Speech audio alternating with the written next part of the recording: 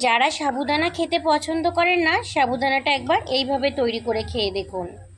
কথা দিচ্ছি, একবার খেলে বারবার খেতে চাইবেন, এতটা ভালো হয় খেতে। মুখে দেয়া মাত্রই কিন্তু মিলিয়ে যাবে, এতটা সুন্দর খেতে দেখুন, আর কতটা চকচক করছে। নমস্কার বন্ধুরা, আমি মৌসুমি।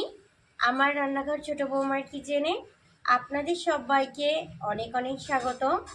আমি আজকে সাবুদানা দিয়ে ভীষণ মজার একটা রসমালাই মিষ্টি আপনাদের সঙ্গে শেয়ার করব। তৈরি করার পর দেখতে কিন্তু ভীষণই সুন্দর লাগে, যেন মনে হয় কাচের বল দুধের ভেতরে দেয়া আছে, আর খেতেও কিন্তু খুবই সুন্দর লাগে। আপনারা সামনে রাখি বন্ধনে এটা তৈরি করে নিতে পারেন। এছাড়া শ্রাবণ মাস চলছে, শ্রাবণ মাসে বাবার ব্রতর দিনেও কিন্তু আপনারা খুব সহজে এটা তৈরি করে নিতে পারেন। ভীষণই ভালো লাগবে। ভিডিওটা না টেনে শুরু থেকে শেষ পর্যন্ত দেখবেন, খুবই ভালো লাগবে। কিন্তু যে সকল বন্ধুরা এখনো পর্যন্ত আমার চ্যানেলটা সাবস্ক্রাইব করেননি, চ্যানেলটা সাবস্ক্রাইব করে আমার পাশে থাকার অনুরোধ রইল। তাহলে বন্ধুরা, এখন আমি সাবুদানার রসমালাইটা তৈরি করা শুরু করব। সাবুদানার রসমালাইটা তৈরি করার জন্য আমি এখানে 200 গ্রাম পরিমাণে সাবু নিয়েছি। আপনারা আপনাদের পরিমাণটা বুঝে নেবেন, তবে 200 গ্রাম সাবু দিয়ে কিন্তু অনেকগুলো রসমালাইয়ের বল তৈরি করা হয়ে যাবে। এবার একটা বাটির ওপরে একটা ছাকনা বসিয়ে নিয়েছি, আর এবার সাবুর দানাটা আমি নিয়ে নেব এই ছাকনার উপরে।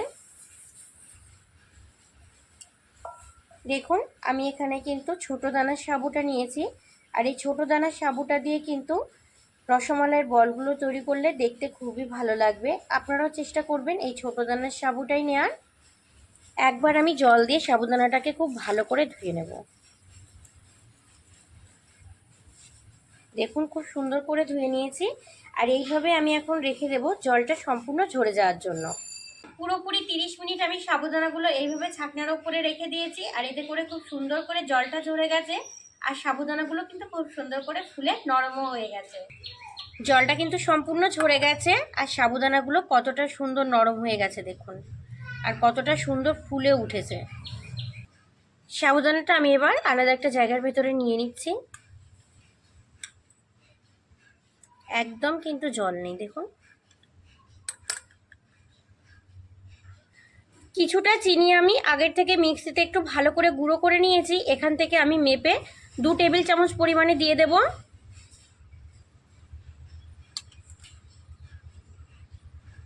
পুরো ভর্তি করে 2 টেবিল চামচ নিয়েছি। দিয়ে দিচ্ছি 1 টেবিল চামচ পরিমাণে গুঁড়ো দুধ। গুঁড়ো দুধটা দিলে কিন্তু খেতে খুবই ভালো লাগবে। স্বাদ মতো কিছুটা লবণ দিয়ে দিচ্ছি। এবার খুব ভালো করে মেখে নেব। খুব ভালো করে একটু সময় নিয়ে কিন্তু চটকে চটকে মেখে নিতে হবে।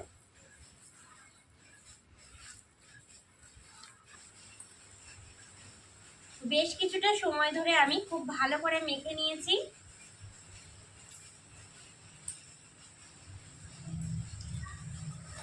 দেখুন, মাখতে মাখতে কিন্তু এইভাবে একটু হাতের সঙ্গে লেগে যাবে, আর সমস্ত সাবুর দানা কিন্তু একদমই এরকম ম্যাশ হয়ে যাবে না, কিছু কিছু দানা কিন্তু এর ভেতরে থেকে যাবে।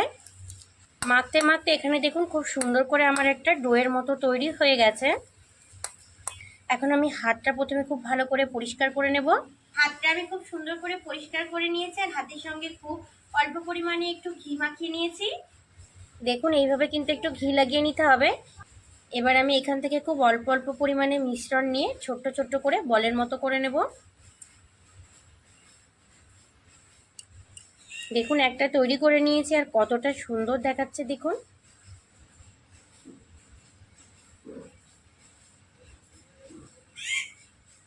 সমস্ত বলগুলো আমি সেম একই রকম ভাবে তৈরি করে নেব। দেখুন, সমস্ত বলগুলোকে আমি একে একে তৈরি করে নিয়েছি। সাবু রসমালাইটা তৈরি করার জন্য এবার একটা কড়াই বসিয়ে নিয়েছি। কড়াইয়ের ভেতরে এবার আমি দিয়ে দেব 500 গ্রাম পরিমাণে গরুর দুধ। দুধটা আমি আগের থেকে জাল দিয়ে ঘন করে নিয়েছি।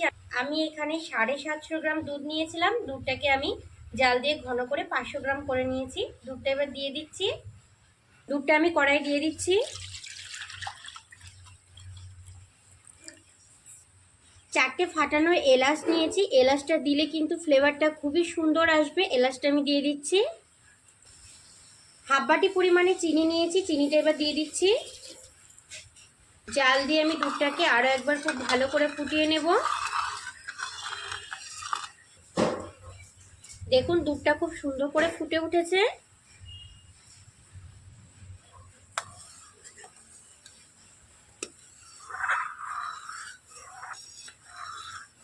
তৈরি করে রাখা সাবুদানার বলগুলোকে এবার আমি দুধের ভিতরে দিয়ে দেব।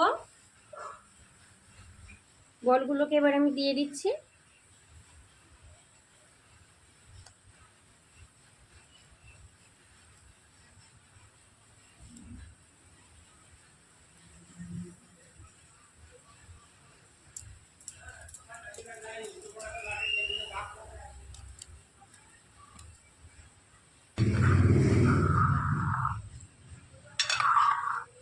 এবার কিছু সময় দুধের ভেতরে আমি বলগুলোকে খুব ভালো করে ফুটিয়ে নেব।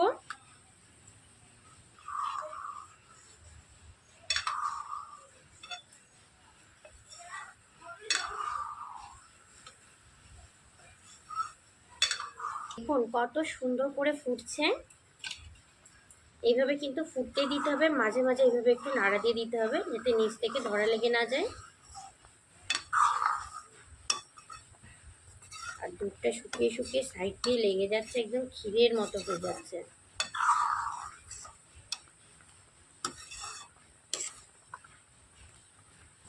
দেখুন সাবুদানার রসমালাইটা আমার একদম পুরোপুরি রেডি হয়ে গেছে। কতটা সুন্দর হয়েছে দেখুন। আর আমি রসের ঘনত্বটা এরকমই রাখবো, কারণ ঠান্ডা হওয়ার পরে কিন্তু রসটা আরও ঘন হয়ে যাবে। আর যদি সম্পূর্ণ ঘন করে ফেলা হয় তখন কিন্তু একদম শুকিয়ে যাবে, তখন আর খেতে ভালো লাগবে না। আমি এরকম ঘনত্বে রেখে এটাকে এখন নামিয়ে নেব। আর বলগুলো কতটা সুন্দর দেখাচ্ছে দেখুন, একদম কাচের বলের মতো মনে হচ্ছে যেন চকচক করছে। রসমালাইয়ের রসের ঘনত্ব কিন্তু এইরকমই হয়, একদম কিন্তু ঘন হয়ে যায় না। আর এটাই কিন্তু খেতে খুবই ভালো লাগে। আর বলগুলোকে কতটা সুন্দর দেখাচ্ছে দেখুন। এবার আমি নামিয়ে নেব। এখানে আমি খুব সুন্দর করে ঠান্ডা করে নিয়েছি। আর সাবুদানার এই রসমালাইটা দেখতে কতটা সুন্দর দেখাচ্ছে দেখুন। এবার একটা প্লেটের ভেতরে নিয়ে নিচ্ছি। ওপর থেকে একটু অল্প করে বাদাম কুচি দিয়ে দিচ্ছি, এতে করে দেখতে খুবই ভালো লাগবে।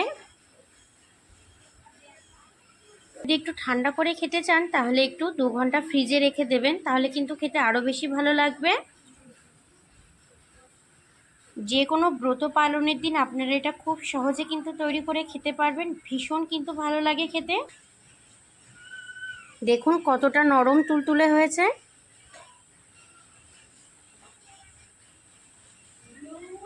মুখে দেয়া মাত্রই কিন্তু মিলিয়ে যাবে, এতটা সুন্দর খেতে দেখুন। আর কতটা চকচক করছে।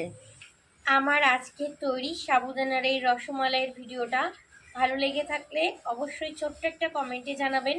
ভালো থাকবেন আপনারা সবাই, সুস্থ থাকবেন। আজ এই পর্যন্তই, টাটা।